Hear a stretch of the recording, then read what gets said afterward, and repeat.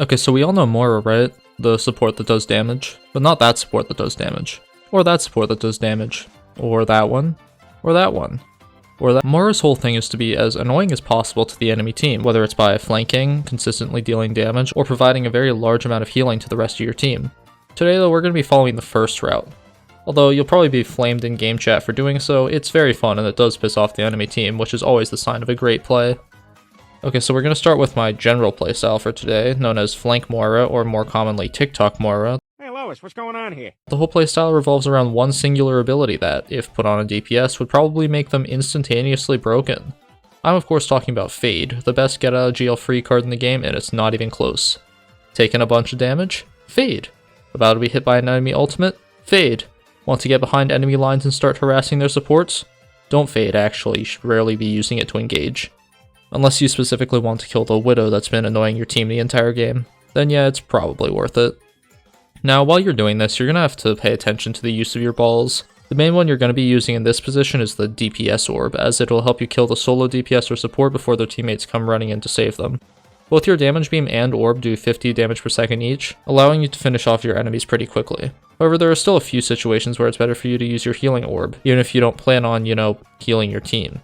The main use case is for when you are fleeing from the enemy team after your flank inevitably goes wrong and results in your death. The other main situation where the heal orb should be used is actually in a Moira 1v1. The heal orb does more healing than a damage orb does damage, so you'll be able to out-heal the opposing Moira and whittle down their health and force them to fade away, allowing you to type Moira diff in the chat despite having significantly less damage and kills than them. Now here's where I'd be explaining Moira's healing spray, but let's be honest. We don't do that here. Instead, let's talk about Coalescence. Coalescence is a very strong thing for Moira to have, as it builds insanely quickly. Like, you get this thing's second fight most of the time, and it's a pretty good ultimate. It does a bunch of damage to enemies and heals allies whenever either is in your beam, and it can hit multiple players at a time. Really, it's good for two things. It's good for healing your team as they rush the enemies, and it's also good for carving through their oblivious supports after you finally finish your 10-minute flank. Just make sure you don't get slept. Our basic game plan right now is just to get behind the enemy and look for quick picks, but we do have to be very careful on how we're going to do this, because you will get flamed if you sit AFK in the enemy backline for 5 minutes without doing anything. Instead, you should be waiting until the fight starts. This can be figured out in a few ways. The easiest one is to just have your teammates call when they're engaging. However, this usually requires friends, and if you're trying to play Moira this way, you probably don't have any, so instead you're going to have to rely on the visual and audio cues you receive. For example, if you hear an enemy begin to ult, they're probably committing to that fight, so it's usually a good time to go behind. Or maybe you see your teammates' outlines pushing towards the objective. Just make sure you're not baiting them.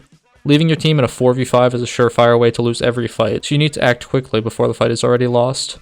Honestly, this is just something you're gonna have to practice, and I don't fully have it down yet either, but regardless of my limited skill, I can cherry pick examples of this working flawlessly as well as anyone. Enjoy this little compilation.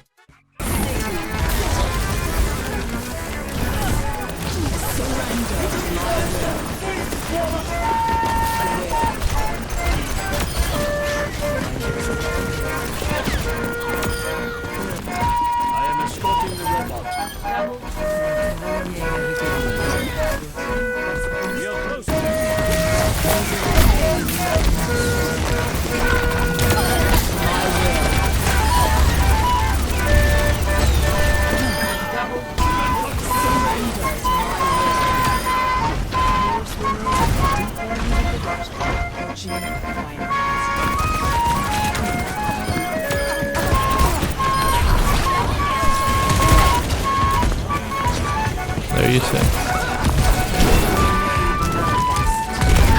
Oh, I suck. I should not have pushed that. You know, Ball's really been annoying me recently. Like, what's the point? He just flies around and doesn't die.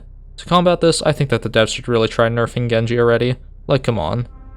Wait, what's that sound?